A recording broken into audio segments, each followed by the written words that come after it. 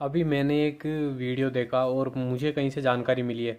मेघालय जो है वो उत्तर पूर्व भारत का एक बहुत ही अभिन्न अंग है।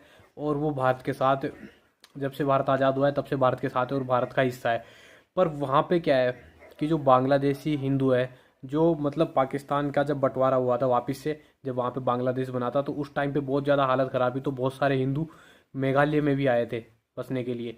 तो मेघालय के अंदर अभी 6th शेड्यूल लागू है, तो वहाँ पर टेक्निकली कोई ज़मीन नहीं खरीद सकता बाहर से आके इतनी आसानी से। और वहाँ पे जो जनजातीय समुदाय है, गोरा जनजाति, वो पूरी तरीके से लगभग लगभग 100% क्रिश्चियनिटी को फॉलो करती है। तो वहाँ पे उन हिंदुओं की, वो बंगाली हिंदुओं की हालत ये है कि वो अपनी लाशों को नहीं जला सकते, क्योंकि जो चर्च है वहाँ के, वो इस चीज़ के लिए अलाउ नहीं करते। जो गवर्नमेंट अथॉरिटीज़ है वो भी, मुझे नहीं पता वहाँ पे क्या है क्या नहीं है, इस न्यूज़ में कितनी सच्चाई है, पर अगर 1% भी सच्चाई है ना, तो ये बहुत ही ज़्यादा शर्मनाक चीज़ है हमारे देश की डेमोक्रेसी के लिए, सेकुलरिज्म के लिए। क्योंकि उन लोगों को शरण भारत ने दी थी किस मामले में? क्योंकि उनकी हम सुरक्षा कर पाएंगे, वो हमारे देश के ही लोग हैं इस चीज़ के मामले में। पर उनको अपने मतलब जब मरने के बाद दाह संस्कार करने का भी अधिकार नहीं है उस देश के अंदर, जिस देश के अंदर हिंदुओं की आबादी 75% से प्लस है, 80% के लगभग है।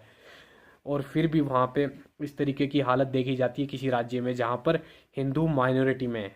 जब हिंदू किसी राज्य में माइनॉरिटी में हो जाते हैं तो वहाँ पे ये हालत हो जाती है। वहाँ के जो चर हैं मेघालय के, वो उनको इसलिए नहीं जलाने देते, मरने के बाद दाह संस्कार इसलिए नहीं करने देते, लाशें नहीं जलाने देते, क्योंकि उनको लगता है कि अगर वहाँ पे वो दाह संस्कार करने देंगे तो वहाँ पे वो डेमंस मतलब दैत्य या राक्षस बन के वो उनको परेशान करेंगे। इस तरीके की मतलब बेवकूफ़ बना रखा है इस तरीके से लोगों को, वहाँ की जनजातीय समुदाय है इस तरीके से चर्च ने बेवकूफ़ बना रखा है। तो इसके ऊपर गवर्नमेंट को ध्यान देना चाहिए और वहाँ की अथॉरिटीज़ को ध्यान देना चाहिए कि ऐसा क्यों हो रहा है, और वहाँ पे इनके लिए कुछ ना कुछ सुविधाएं होनी चाहिए। क्योंकि मैंने जो चीज़ मुझे जानकारी मिली है, अब मुझे नहीं पता उसमें कितनी सच्चाई है या नहीं, अगर थोड़ी बहुत भी सच्चाई है ना, कि उनको अपनी लाशों को बांग्लादेश ले जाकर जलाना पड़ता है, वो भी किस तरीके से, फेंसिंग पार करके या नदी के उस पार जाके।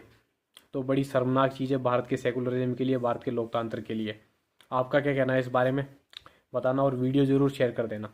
कमेंट में मुझे बताना इस बारे में आपको क्या लगता है।